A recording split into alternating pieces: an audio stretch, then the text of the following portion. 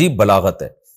قرآن ایک دم موضوع کو چینج کرتا ہے کہ اتنی ساری قدرت کے نمونے دیکھنے کے بعد تمہیں مان لینا چاہیے کہ جو یہ سب کچھ کر سکتا ہے، ایک پانی سے کھجور، اسی پانی سے انگور، اسی پانی سے کریلا، اسی پانی سے تربوز، اتنی چیزیں پیدا کر رہا ہے، تو کیا اسے مردوں کو دوبارہ زندہ کر کے انسان بنانے کی طاقت نہیں ہوگی؟ تو اس لیے قرآن کہہ رہا ہے وَإِن تَعْجَبْ، اے مخاطب اگر تجھے تعجب ہوتا ہے نا کافر کی اس بات پر کہ ہم جب مٹی ہو جائیں گے تو دوبارہ کیسے زندہ ہوں گے، تو واقعی تعجب ہونا چاہیے. یہ واقعی قابل عجیب بات ہے.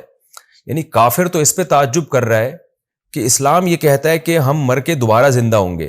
اللہ کہتے ہیں کافر جس بات پہ تعجب کر رہا ہے نا وہ قابل تعجب نہیں ہے، بلکہ کافر کی یہ بات قابل تعجب ہے کہ تم کس خدا کے بارے میں کہہ رہے ہو کہ دوبارہ زندہ نہیں کر سکتا.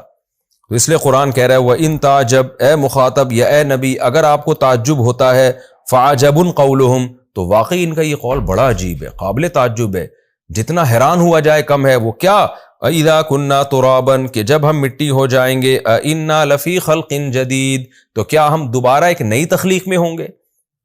تو ان کی بات پر واقعی جتنا سر دھنا جائے کم ہے. کیسی احمقانہ باتیں کر رہے ہیں. اللہ فرماتے ہیں اولئک الذین کفروا بربہم، یہ ہیں وہ لوگ جنہوں نے اپنے رب کا انکار کیا. حالانکہ بہت سے رب کا انکار نہیں کرتے تھے، خدا کے وجود کے قائل تھے. مشرکین تو اللہ کو مانتے تھے اور آخرت کا انکار کرتے تھے، لیکن اللہ نے کیا فرمایا، یہ اپنے رب کے منکر ہیں، کیونکہ ایسے رب کو ماننے کا فائدہ کیا جس کی طاقت ہی کہ آپ قائل نہ ہو. آپ کہو خدا تو ہے لیکن مر کے دوبارہ نہیں ہمیں زندہ نہیں کر سکتا، تو یہ تو انکار ہی ہو گیا نا. ایک طرح آپ کہتے ہیں یہ ملک کا حاکم ہے لیکن کچھ کر نہیں سکتا، تو کیا مطلب آپ نے اس کو حاکم ماننے سے انکار کر دیا. پھر اللہ فرماتے ہیں یہ ہیں وہ لوگ جنہوں نے اپنے رب کا انکار کیا. وَأُولَئِكَ الْأَغْلَالُ فِي أَعْنَاقِهِمْ، یہی ہیں وہ لوگ جن کی گردنوں میں قیامت کے دن طوق ہوگا، زنجیریں ہوں گی. وَأُولَئِكَ أَصْحَابُ النَّارِ، اور یہی ہیں وہ لوگ جو آگ والے ہوں گے. هُمْ فِيهَا خَالِدُونَ، یہی ہیں وہ لوگ جو اس آگ میں ہمیشہ ہمیشہ جلیں گے. اللہ ہمیں بچا کے رکھے اس آگ سے.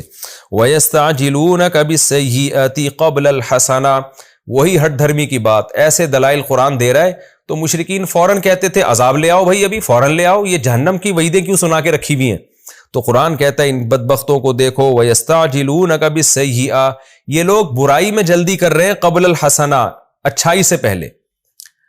یعنی ہونا تو یہ چاہیے اچھائی میں جلدی کریں، عافیت کی دعا مانگیں اللہ ہمیں جلدی سے کوئی اچھائی دے دے، لیکن یہ کمبخت کیا کہہ رہے ہیں، ہمیں جلدی سے عذاب دے دے. اللہ فرماتے ہیں وَقَدْ خَلَتْ مِن قَبْلِهِمُ الْمَثُولَاتُ، جبکہ ان سے پہلے مثولات بہت سے عذاب گزر چکے ہیں. پچھلی امتوں کے حالات یہ سن بھی چکے ہیں، اپنی آنکھوں سے دیکھ بھی چکے ہیں. تو ایسی صورت میں عذاب میں جلدی مچانا کتنی بڑی ہٹ دھرمی حماقت ہے. رہا مسئلہ عذاب کیوں نہیں آتا، وَإِنَّ رَبَّكَ لَذُو مَغْفِرَةٍ لِلنَّاسِ عَلَىٰ ظُلْمِهِمْ، تیرا رب لوگوں کے لیے بڑی مغفرت والا ہے ان کے ظلم کے باوجود. یعنی وہ تو چاہتا ہے مغفرت ہو، وہ عذاب نہیں چاہتا، وہ ان کو توبہ کی مہلت دے رہا ہے. وَإِنَّ رَبَّكَ لَشَدِيدُ الْعِقَابِ، اور تیرا رب واقعی سخت عذاب والا ہے. تو عذاب دیر سے اس لیے آ رہا ہے تاکہ توبہ کی مہلت ملے، اور جب آئے گا تو بہت سخت آئے گا، کیونکہ اللہ تعالیٰ شدید العقاب ہے. وَيَقُولُ الَّذِينَ كَفَرُوا لَوْلَا أُنزِلَ عَلَيْهِ آيَةٌ مِّن رَّبِّهِ، اور کافر لوگ یہ کہتے ہیں کہ اس نبی پر کوئی بڑی نشانی نازل کیوں نہیں ہو رہی. تو میں نے بار بار بتایا کہ یہاں ان کی مراد ہے فرمائشی نشانی. معجزے تو بہت ظاہر ہوئے، لیکن جو معجزہ ہم کہتے ہیں وہ والا فوراً کیوں ظاہر نہیں ہوتا. اللہ نے فرمایا انما انت منذر، اے نبی ان کی باتوں سے آپ پریشان نہ ہوں، آپ تو صرف ڈرانے والے ہیں. وَلِكُلِّ قَوْمٍ ہاد، اور ہر قوم کے لیے ایک ہادی ہوا کرتا ہے، ہر قوم کا ایک رہبر ہوا کرتا ہے، چاہے وہ پیغمبر کی صورت میں ہو یا پیغمبر کے نمائندے علماء کی صورت میں ہو. یہ میں نے اس لیے کہا کہ ہر قوم میں پیغمبر نہیں آئے، بعض قوموں میں پیغمبر آئے، بعض قوموں میں ان پیغمبروں کی تعلیمات لے کر لوگ گئے اور انہوں نے ان کی کو حق بات پہنچائی. تو ہر قوم میں ایک نہ کوئی ہادی ہوتا ہے تاکہ اللہ کی حجت اس قوم پر تمام ہو جائے. تو آپ بھی ان کے لیے ہادی ہیں، آپ کا کام ہے ڈرانا. ان کے ان فضول اعتراضات کی پرواہ آپ کے ذمے نہیں ہے، کیونکہ ان کو ایمان کی بلاغت ہے. قرآن ایک دم موضوع کو چینج کرتا ہے کہ اتنی ساری قدرت کے نمونے دیکھنے کے بعد تمہیں مان لینا چاہیے کہ جو یہ سب کچھ کر سکتا ہے، ایک پانی سے کھجور، اسی پانی سے انگور، اسی پانی سے کریلا، اسی پانی سے تربوز، اتنی چیزیں پیدا کر رہا ہے، تو کیا اسے مردوں کو دوبارہ زندہ کر کے انسان بنانے کی طاقت نہیں ہوگی؟ تو اس لیے قرآن کہہ رہا ہے وَإِن تَعْجَبْ، اے مخاطب اگر تجھے تعجب ہوتا ہے نا کافر کی اس بات پر کہ ہم جب مٹی ہو جائیں گے تو دوبارہ کیسے زندہ ہوں گے، تو واقعی تعجب ہونا چاہیے، یہ واقعی قابل عجیب بات ہے۔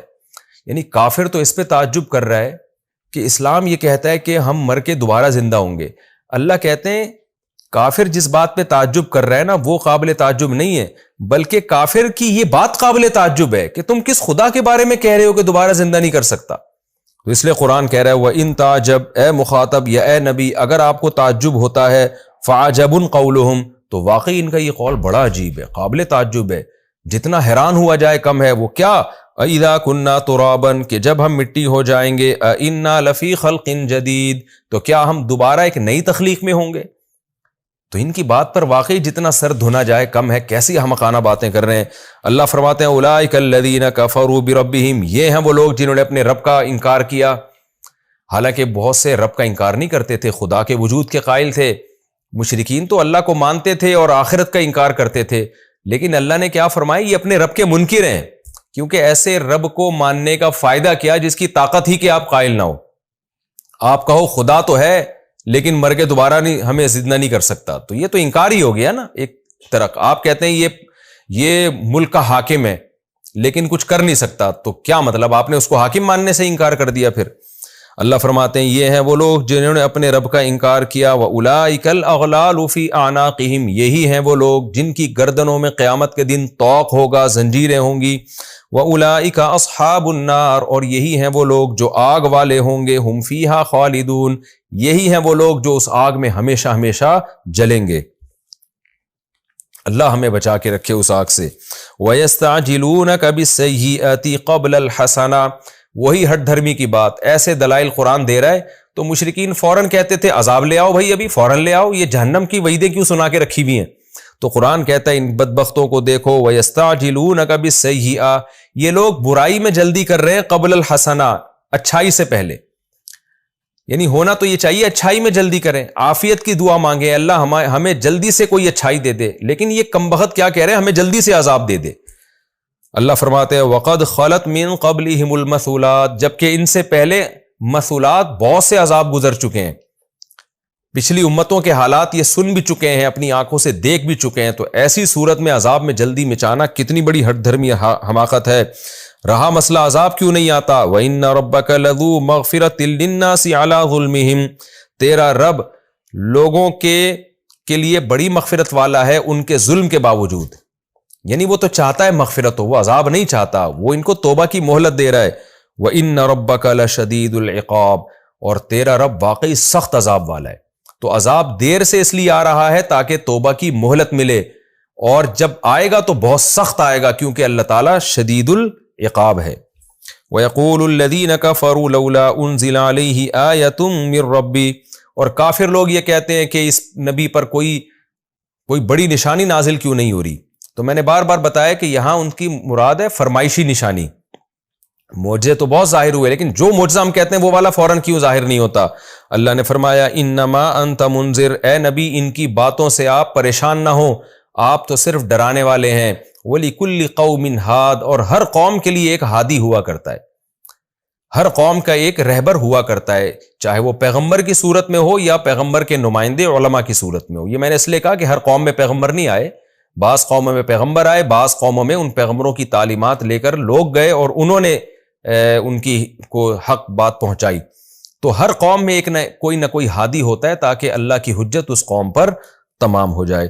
تو آپ بھی ان کے لیے ہادی ہیں، آپ کا کام ہے ڈرانا، ان کے ان فضول اعتراضات کی پرواہ آپ کے ذمے نہیں ہے، کیونکہ ان کو